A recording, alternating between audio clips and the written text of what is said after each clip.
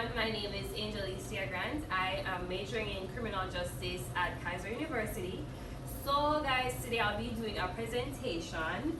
As you can see right here on the one side, this is going to be a PowerPoint of the presentation that I'll be doing. I also have documents with all detailed information about what I'm presenting on today. Just to clarify, if you have any questions, this document will help you understand the persuasive piece a lot better. Here you are. Alright, so I want you guys to follow along with me, and in case you get lost along the way, just take a look at the packet that I gave out to you. So guys, let me know if you guys are ready to begin. Alright, so the purpose of this presentation is to help persuade you guys that the government should be held accountable for corruption in the criminal justice system.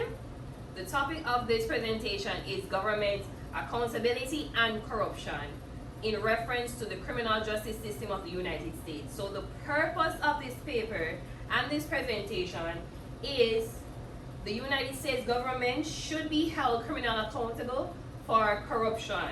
Okay? Alright. As you see here, I provided a lot of details. It's also in the document. You can take a look at it as well. The main idea for the paper is to reduce government corruption in the United States criminal justice system. It is necessary to explore causes, consequences, identify common types or instances of corruption, and consider solutions.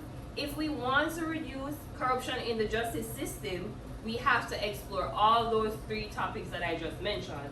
Just to clarify and just to reiterate the idea into your head again, the three main topics are going to be: it is necessary to explore causes and consequences, identify common types or instances of corruption, and consider solutions.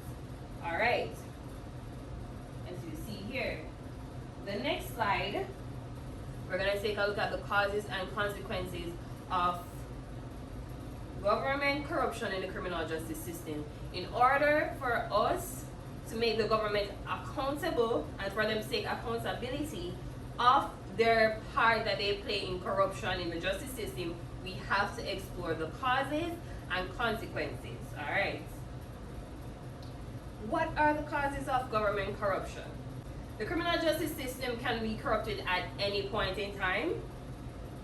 In the criminal justice system, it can happen in jails, courtrooms, the legal setting, any legal setting, and police stations. Alright? Administrative failure is the main factor in contributing to corruption in the criminal justice system. Officials in the criminal justice system may engage in illegal activities because they are in danger, they are poor, they are subject to institutional controls, and because they have been set a bad example by leaders before them. Meaning, whoever might have hired them, whoever might have trained them, whoever might have been a mentor, they weren't a good influence to them. So they're pretty much repeating what they've seen. Okay. Poverty and a desire for power are well known to generate corruption in the criminal justice system as well. It all comes down to individuals wanting more power. People who want more power will do anything to get more power by any means necessary, honestly. Political funding and campaigning have also been influenced by corruption. To get into any office in the criminal justice system, these officials will take funding from anywhere, even the mob or the mafia. These are just some of the causes of government corruption in the criminal justice system. We have three branches of government in the criminal justice system. We have corrections, the courts, and law enforcement. So, when I say public funding and campaigning, this can be a district attorney, a lawyer, or a judge who will take money or any form of funding from a criminal organization so that they can pursue their political advancement. Okay, so now that we take a deeper look into the causes of corruption in the criminal justice system, we're now going to look at the consequences brought on by each branch of government in the criminal justice system. I believe that they all should be held accountable because their job is to enforce the law and protect the citizens from all wrongful and criminal acts. And they're not doing that. They are taking part in the criminal acts themselves. So the consequences of government corruption in the criminal justice system: the public loses faith in the criminal justice system, meaning pretty much losing social capital is equivalent to losing faith in the government. If the public creates a perception that the leaders are not playing by the same rules that they set for the citizens themselves to obey, they will not follow them. The public will create their own rules. As a result, the laws are rendered useless. If the public sees that the justice system is not even following one of those rules or laws that they set themselves for the citizens of the United States to follow, why would they follow them? Equality is also a consequence of government corruption in the justice system. Where equality is concerned, one bad apple spoils the bunch. The public will view all government officials as equally corrupt as the other. They will see them all the same. For instance, just like how they say, if any police officer sees them on the road, their first instinct is to think that they're up to some criminal act. If one police officer did something wrong to a citizen, they're automatically going to believe that every police officer on the street who sees them will want to do them harm or do them wrong just the same.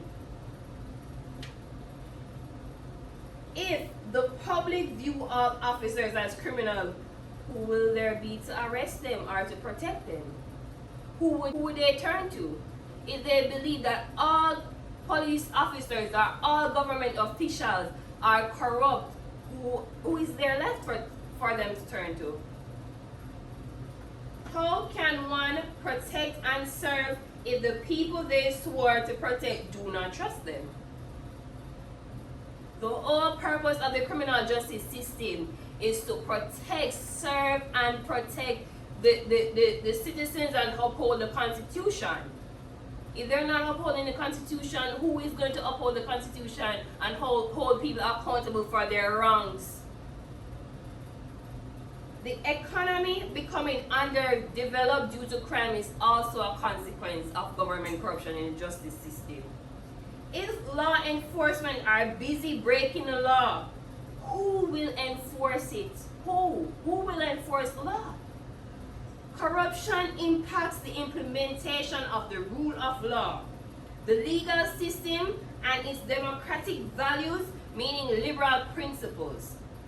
It takes away the resources the justice system needs to properly function because government officials are busy breaking the law instead of abiding by it and enforcing it. These are all consequences. The public losing faith in the criminal justice system, equality, the economy becoming underdeveloped due to crime. Those three are all consequences of government corruption in the criminal justice system. And that is not right. Now we're going to take a look at the common types or instances of corruption in the criminal justice system. The first one we'll take a look at is bribery. Bribery is the offering, giving, soliciting, or receiving of something of value in order to influence the acts of someone with a public or legal obligation. It can take the form of planting evidence or getting an officer to get contraband inside a prison cell for an inmate. A bribe is still a bribe, whether it be a receipt of bribe, a solicitation of bribe, or economic rent, which is known as an exchange of favors. A bribe can be even taking payoffs. Taking bribes come with a high danger of being caught and facing legal consequences. Government officials, more than half of those who engage in accepting bribes in 2021, they made up 58.1% of those who accept bribes. Government officials take bribes from mafias, mobs, or any criminal organization. Judges, lawyers, they take bribes. Police officers take bribes to help criminals get off. Another common form of government corruption in the criminal justice system is official misconduct. Official misconduct is fraud in office, willful neglect of duty, and abuse of power. Let's take a look at this case. In the 1980s, the New York Police Department dealt with one of its biggest and most contentious scandals concerning police corruption. Official misconduct is also seen frequently in jails, prisons. Official misconduct in a prison. It can be an officer taking advantage of a female or a male inmate, a police officer bringing contraband into their cell. Another common type of government corruption in the justice system is obstruction of justice. Obstruction of justice is an act that involves influencing or interfering with justice. Obstruction of justice is a crime against justice itself. Government officials took oaths to protect and serve the citizens of this beautiful country, to uphold the Constitution of the United States, and they're obstructing justice. That's a crime against justice itself. The name of this branch is the criminal justice system, and they are obstructing justice. Obstruction of justice, it can be a case of hiding or harboring the identity of a criminal. It also refers to a circumstance in which someone is warned of upcoming activities, including an arrest. A person must be given means of escape, transportation, or disguise in order to avoid being caught by investigators. A case of obstruction of justice is a police officer helping his brother to get off on a murder that he committed. He removed evidence. He tampered with evidence. He got someone else arrested and to take the fall for his brother. This person was charged and almost received a life sentence. It was 3 years later, the police officer and his brother were arrested because they had found out what they had done. Another common form of government corruption in the justice system is kickbacks. Kickbacks are when a contractor pays money to a government official or someone associated to the government. It can be a fee, a commission, a gift, a gratuity, a job, or anything else of value in exchange for information, that will help them get a contract or to advance in whatever field they are in. Judges, lawyers, and even police officers take kickbacks. Some government officials see this as an extra source of income, and they take kickbacks because it's convenient for them. They commit all these criminal acts because it's convenient to them. Criminal justice system officials need to be held criminally responsible for their role in corruption. All 4 types of corruption I just listed, these government officials take part in on a regular basis. Now, I will show you guys some of the most infamous and well-known government officials who have taken part in committing some illegal act. We have Judge Thomas Maloney, Judge Michael, James, Ozma, and Michael Peary, Louis, Stephen, David Mack, and Rafael Perez. All are known as the most corrupt government officials in the United States. I listed a judge, I listed a lawyer, and I listed police officers and election officers, all of which committed illegal acts. I have inserted a video to help you better understand and take a look at what these government officials do. They commit illegal acts, and this video shows that. Now we're going to take a look at the statistics of the worst United States for corruption. The District of Columbia has 16.79 of corruption in the United States. The second most corrupt state in the United States is Louisiana. The third most corrupt state is Illinois. Tennessee is 4th on that list for the most corrupt state. And since 2019, Florida has had a rise in corruption in the criminal justice system. Florida, before 2019, Florida was not in the top 7 for corruption in the United States. Florida has now made its way onto this list. Now we'll look at some solutions for government corruption in the criminal justice system.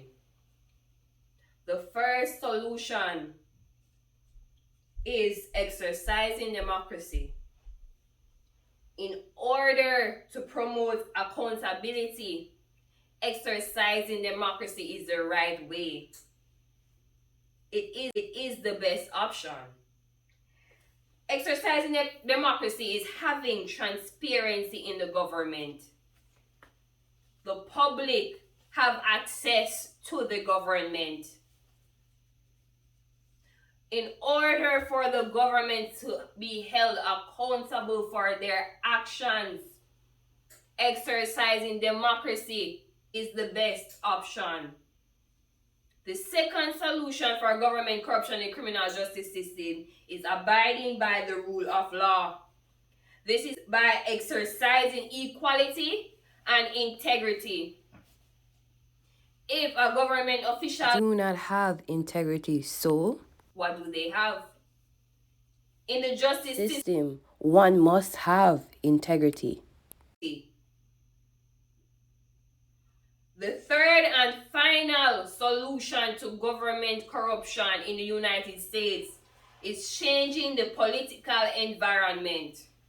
Changing it completely. The political environment in the United States needs to be rebuilt. The political environment is built on lies and definitely distrust. and corruption. The government should be held criminally accountable For their role in corruption. in the criminal justice system. The facts are, a leader is someone who has a vision as well as someone who leads others.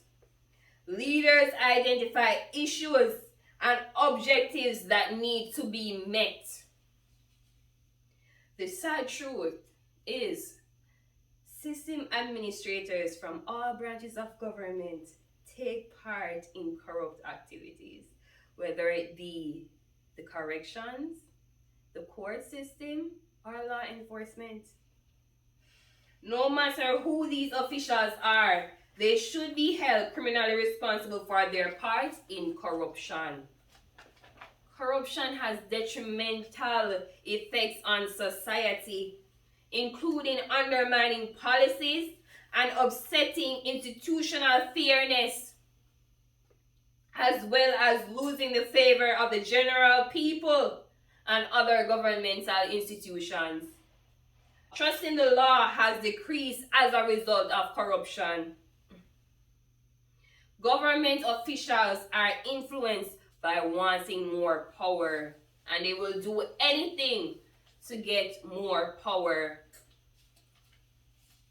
So, to conclude this presentation, to reduce government corruption in the United States criminal justice system, it is necessary to explore the causes and consequences, identify common types or instances of corruption in the justice system, and consider solutions.